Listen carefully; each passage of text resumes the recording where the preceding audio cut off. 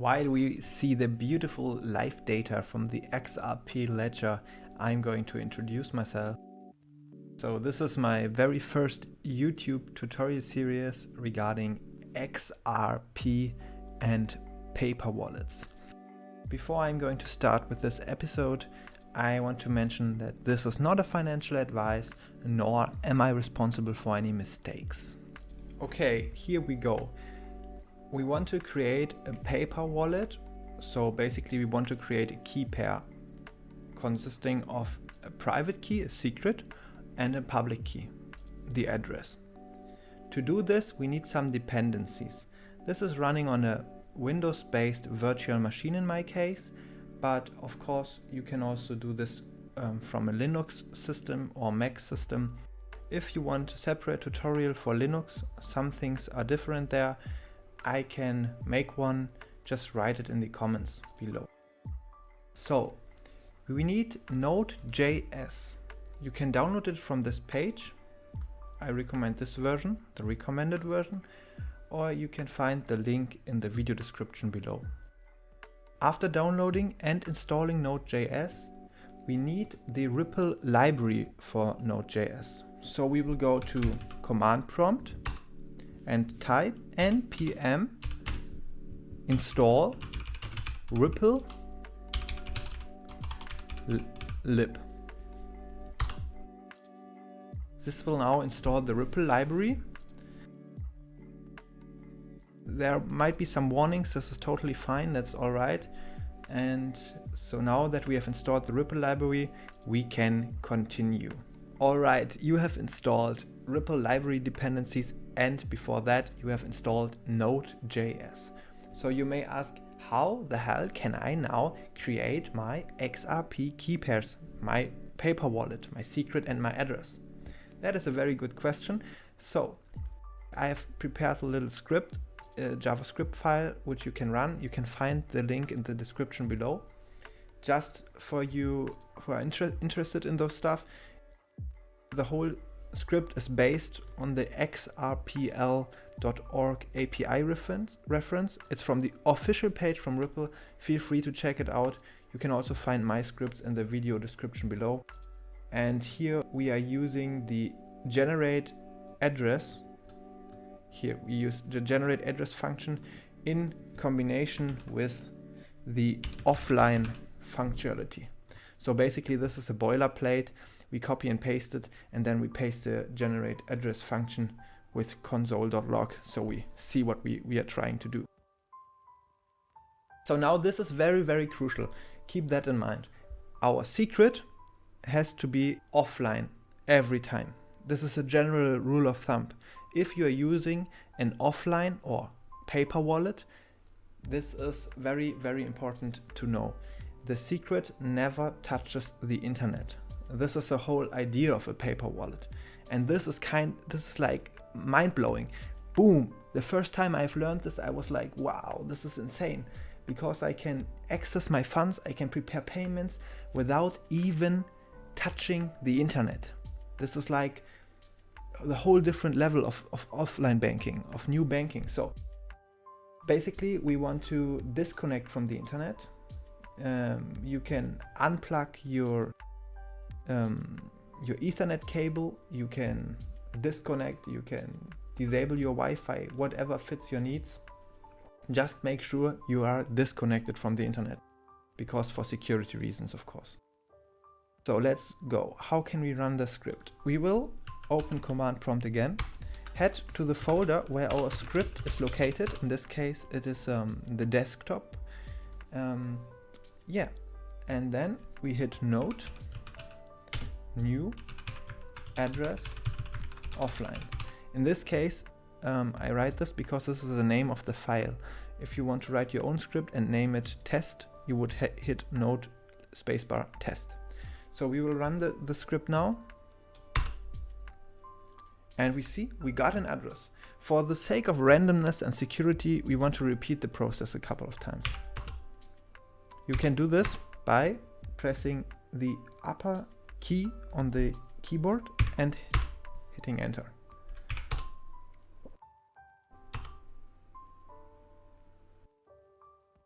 Seems good enough, right? Let's choose one of those key pairs. I'm gonna choose this one. I'm gonna copy it and I'm gonna paste it in a new text file. You can choose editor or whatever you feel comfortable with. Okay, so let's have a look at what we just generated. Shall we? Let's go. We have, in the first place, we have the X address. The X address is kind of new. It's a combination of destination tag and address. Please correct me if I'm wrong here. You can find more information about this in the Ripple documentation. Basically, it's not so interesting for normal users who just want to save their XRP on an offline storage and transfer them from A to B. For normal payments, you don't need this at all. Then we have the secret. The secret is your access to the wallet. If you want to transfer money, you always need to know your secret. So the secret is key.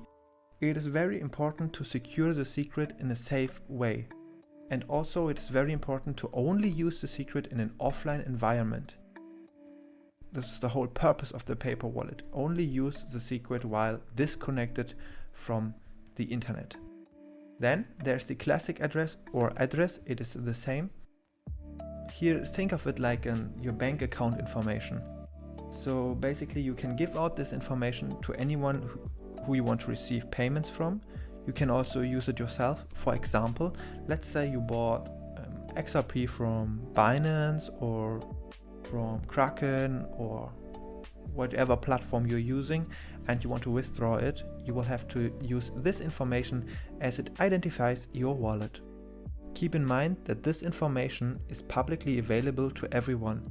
As we've seen in the XRP ledger information in the beginning of the video, it is kind of an explorer where you can search for those addresses. As long as no one knows who you actually are, they can't target you if XRP is going to rise in the future. Basically, be careful who you are giving out this information, especially if it is linked to you as a person. Okay, awesome. Let's see, how can you protect your secret and your information? This is kind of, actually it's pretty funny. It's more like philosophy 101, right? Because we want to make sure that the secret is kept a secret, but we don't want to lose our secret. Because again, if I'm going to lose my secret, I'm losing all my funds. And of course I don't want that to happen. You gotta be comfy with the way you are keeping your secret. No one can tell you which is the best way. Actually, there is no best way. You can always be very paranoid and say, oh, it's not secure enough. But the more secure you are going to keep it, the more the risk you may lose access yourself. So choose a way you are comfy with. This is very important. Alright, so now you have many options to choose from. First of all, as the name paper wallet suggests, using a paper, print it on an offline printer connected with USB, print out this information, and after that delete the cage of the printer or print some empty papers just to be sure. After that, keep track of your copies. How many do you have? What happens in extreme cases? For example, what happens if my house burns down? Do I still have access to my secret? And then there's a way of storing it as a digital copy. For example, you can save it as a text file, encrypt this text file in 7-zip, and choose to copy this 7-zip wherever you feel comfy with. For example, USB drives, HDD, SSDs, even cloud storages, or old school cool, maybe burn it on a DVD or even a floppy disk. Please let me know if any one of you has still a floppy disk. That would be so nice. Okay. In general, never use it when connected to the internet. So when you are connected to the internet, never type in your secret because it is actually not necessary. As you will learn in the next episodes, it is possible to prepare payments offline, so your secret never sees the internet. So let's sum this up. It is a creative process. You have to be comfy with your security decisions. Don't lose your secret. Don't let others get your secret, and always make sure your secret is offline, at least in plain text. Just enter it if it's needed and only enter it if you are offline. Then you should be good to go. There's some additional info though. You need to activate your wallet with the base fee. Once you generated your wallet, there's no balance on it. The base fee is actually there to protect network spam. So the base fee, you may ask, how high is the base fee? This is a very good question. You can find this information by pulling the server info. This is actually possible exactly like before. We are heading to the file, here in this case desktop, the location of the file. Then we type in node server info, the name of the script. It is this script again taken from the xrpl.org API documentation. In this case it's a little bit longer because we need to be online for this. So we need to fetch data from the official public hosted Ripple server and print it out. We will get a lot of information as a response. In this case, what is interesting, reserve base XRP. It is 20, so right now you would have to reserve 20 XRP. Note that this reserve can't be traded. If you, for example, would be withdrawing 50 XRP from a trading platform to activate your wallet, after that you can only trade 30. This is a one-time process, so of course you don't have to pay the reserve every time, just a one time to activate your wallet and you're good to go. In general, I would very, very strongly and highly recommend to not send full amounts on the first time.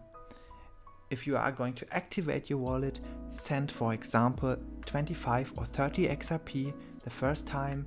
Make sure everything arrives, make sure your wallet is activated. Try sending 1 XRP or something like this back and make sure everything works, your secret works fine, and then only then send the whole amount. There are many tragic incidents where transactions are lost or secrets are lost or mistakes are making. Be sure to not make this mistake and be responsible. So yeah, this is with this video. Thank you very, very much for viewing. I hope you like this information. I hope you find it useful, and I really, really like the positivity in this community. So as we started the video with the XRP Ledger live data, you will end it with the XRP live data vibes. So feel free to watch it a little bit more as I'm going to go. See you in the next video.